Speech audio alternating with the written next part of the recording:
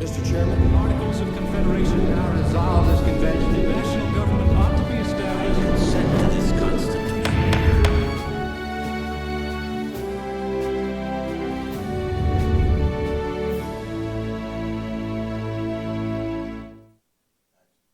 We'll continue our study with Lesson 8, Article 2, the most powerful political office in the world, the Presidency of the United States. It would be interesting to know how the Founding Fathers would have reacted if someone had disclosed to them that within 200 years, the President and the executive branch of the United States would become the most powerful political center of the world. Let's take a look at this unique office. Now, the Founders decided to give some pretty heavy responsibilities to the President of the United States, but wanted to limit the President to just 6 responsibilities. Again, just 6, not 6,000, right? And so you'll notice again in your margin, there are 6 responsibilities granted to the President. So now you're starting to remember these numbers. 20 powers to Congress, 6 powers to the President, okay? And let's go through these powers quickly here. Number 1, he's the chief of state over 300 million Americans, right? He's the commander-in-chief over a military force of about 3 million. Now, this includes both the active military and even some of the civilian contractors, okay? He's the chief executive officer of the whole executive branch of the government. So he's the great CEO. Remember, he's the only person in the executive branch. Everybody else he's in charge of. He's the chief diplomat in handling foreign relations, right? He interacts with those nations. He's our spokesperson for the rest of the world. He's the chief architect for needed legislation.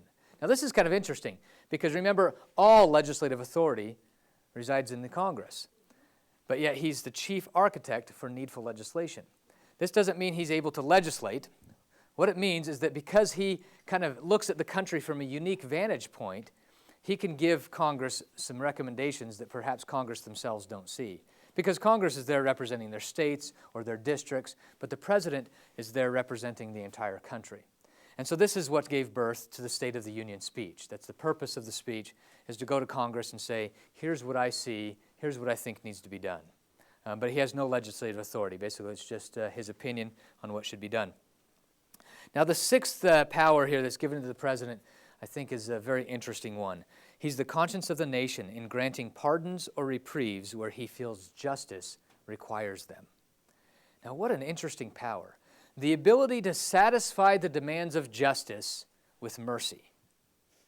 Now, what's interesting about this is we see that among Christian doctrines, we have the central person in Christianity, obviously Christ, has the ability to satisfy the demands of justice with mercy. And so now we've taken that very same power and brought it into our halls of government where we can satisfy the demands of justice with mercy. It's a pretty powerful thing that we've given the President and many of our governors. And it is abused from time to time, this pardon authority or power. But I think that this window needs to always exist, the ability to be merciful when mercy is demanding. And so, but yet justice still needs to be required, so that's why we put it right in the Constitution that this is a legitimate power of the President. So very fascinating power. Now, we've got just these 6 powers, that's it. That's all the President was designed to be involved with, was just those items. But now we've given him much more than that, and we're going to go through this list rather quickly. We've given him the responsibility for maintaining the full employment for the entire workforce of the whole nation. So full is your first blank. Ensure a high level of agricultural prosperity. The task of developing a national housing program. Number 4, the task of supervising the distribution of atomic energy resources, settling labor management disputes, providing various kinds of federal relief. Right? I know I'm going kind of quick here with these blanks, but you can get back in and fill some of these out if you need to later. Administering a national welfare program. Administering a national Medicare and Medicaid program. Administering the National Social Security program, right, which is virtually bankrupting the government. See, a lot of these programs are causing a lot of damage. Allocating billions of dollars for educating the young. Administering a network of public health agencies. Number 12, environmental concerns. Number 13, administering 40% of the nation's land and resources. Remember that map where we saw all that federal land? the president manages most of that. That's a lot of work we're placing right in there, right? The administering and control over all major energy resources. Number 15, regulating all major U.S. industries. 16, supervising the licensing of radio and television.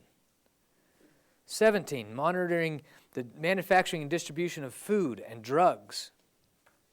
And initiating various types of federal programs on a regional basis. Now, we also have additional laws that have made it so that we're now asking the president to take care of all of our insurance needs and our health care needs. Now, when you go through this list, and this certainly isn't even a complete list, what does this remind you of? Doesn't it remind you of Moses out in the wilderness with 3 million people? If you have any problems, just bring them to me.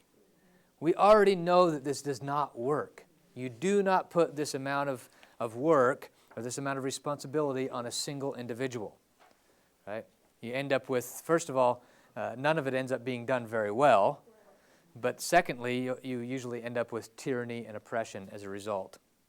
And so basically that's what we've done with the presidency of the United States, is we've given that office so much more power than it was originally intended. And I think that we as the people, we continue to do that. When we put so much emphasis on, for example, presidential elections, and we put so much emphasis on how government, the direction of government is totally controlled by the president, that is an incorrect emphasis. When it comes to the direction of government, our emphasis should be primarily on our House of Representatives and on our state legislatures. That is really where the government should have the control as to which direction it goes. And so I know that's a very, very brief explanation of the presidency, but the presidency is a very brief office, and it was never intended to be as powerful as it is. So that concludes that lesson. Thank you for joining us.